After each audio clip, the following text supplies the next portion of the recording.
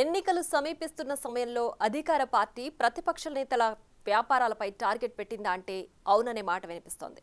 అధికారులతో పాటు ప్రైవేటు వ్యక్తులు కూడా తనిఖీల్లో పాల్గొనడం చర్చనీయాంశంగా మారింది. అక్రమాలు జరిగాయంటూ వందల కోట్ల పెనాల్టీ వేస్తున్నారు. అధికారుల దుందుడుకు చర్యలపై ప్రతిపక్షాలు ఆగ్రహం వ్యక్తం చేస్తున్నారు.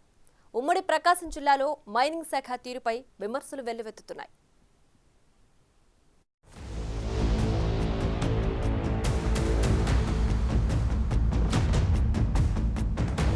ఎన్నికలు సమీపిస్తున్న తరుణంలో ప్రకాశం జిల్లాలో విపక్ష నేతల వ్యాపారాలపై వైసీపీ టార్గెట్ చేస్తుందనే వార్తలు వినిపిస్తున్నాయి. పర్చూరు నియోజకవర్గంలోని మార్టూరు, అద్దంకి నియోజకవర్గంలోని బల్లికురువ మండలాల్లో టీడీపీ మద్దతుదారుల గ్రానైట్ క్వారీలే లక్ష్యంగా మైనింగ్ అధికారులు తనిఖీలు చేస్తున్నారు. తనిఖీల పేరుతో తమ క్యాడర్ ను భయాందోళనకు గురిచేస్తున్నారని టీడీపీ నేతలు ఆరోపిస్తున్నారు.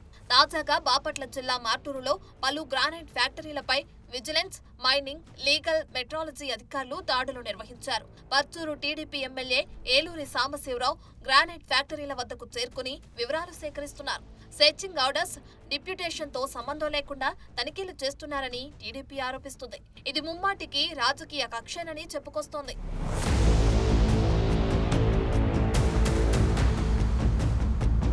సరైన పత్రాలు చూపించకుండా మైనింగ్ ఏడీ మార్టూరులో ఎలా తనిఖీలు చేస్తారని ఎమ్మెల్యే ఏలూరి సాంబశివరావు ప్రశ్నిస్తున్నారు. మైనింగ్ డైరెక్టర్ చెబితే వెంటనే దాడులు చేస్తారా అంటూ అధికారులను నిలదీశారు. టీడీపీ సానుభూతి పరులకు చెందిన గ్రానైట్ ఫ్యాక్టరీలపై బలవంతంగా దాడులు చేస్తున్నారని ఎమ్మెల్యే ఆరోపించారు. పోలీసులు, విజిలెన్స్ అధికారులను అడ్డుపెట్టుకుని ఫ్యాక్టరీలపై పెనాల్టీ విధించడం ఎంతవరకు సబబు అని ప్రశ్నిస్తున్నారు. సోదాలు నిర్వహించిన మైనింగ్ అధికారుల వెంట వచ్చిన వాహనాల్లో కారం పొట్లాలు గుర్తించారు.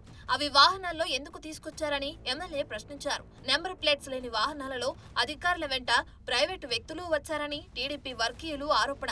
అధికారుల వెంట గుర్తు తెలియని వ్యక్తులు రావటం, వాళ్ల కార్లలో వైసీపీ జెండాలు ఉండటంతో వ్యక్తం చేస్తున్నారు టీడీపీ నేతలు.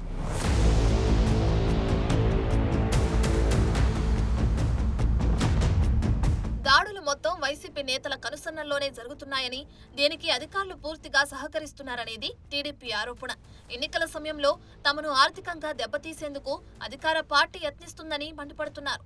ఏపీలో అరాచక పాలన రాజ్యమేలుతుందని ఎమ్మెల్యే ఆరోపించారు. కాగా దాడులు చేపట్టిన వారిపై చర్యలు తీసుకోవాలని, లేకపోతే తమ పోరాటం కొనసాగుతుందని టీడీపీ నేతలు చెబుతున్నారు. గత ఎన్నికల్లో అధికారంలోకి వచ్చిన నాటి నుంచి వైసీపీ సర్కార్ తమపై వేధింపు చర్యలకు పాల్పడుతుందని టీడీపీ నేతలు ఆరోపిస్తున్నారు. అందులో భాగంగానే ప్రకాశంలో నేతల గ్రానైట్ క్వారీలను లక్ష్యంగా ఎంచుకున్నారని ఆరోపిస్తున్నారు.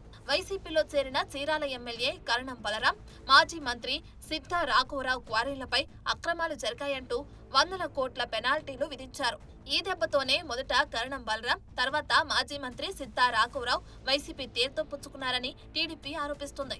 సిద్ధ వైసీపీలో జాయిన్ అయినా ఇప్పటికీ పార్టీలో చురుకుగా లేరు. అద్దంకి ఎమ్మెల్యే కొట్టిపాటి రవికుమార్, కందుకూరు మాజీ ఎమ్మెల్యే పోతుల రామారావు క్వారీలపై దాడులు కొనసాగించారు. వందల కోట్ల పెనాల్టీలు విధించి చివరికి వారి క్వారీలు, ఫ్యాక్టరీలు మూతపడేలా ప్రభుత్వం చేసిందని టీడీపీ ఆరోపిస్తోంది.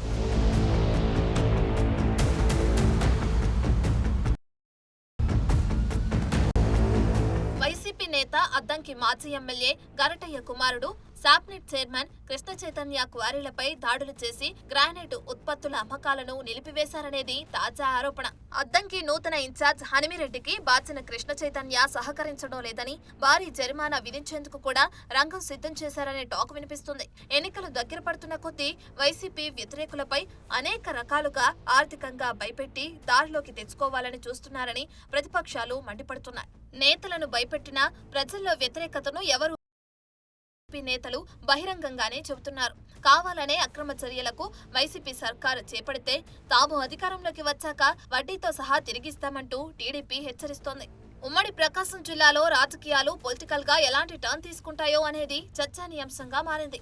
చూడాలి, వ్యాపారులను అడ్డం పెట్టుకున్నారని టీడీపీ చేస్తున్న ఆరోపణలను ప్రజలు గ్రహిస్తారా?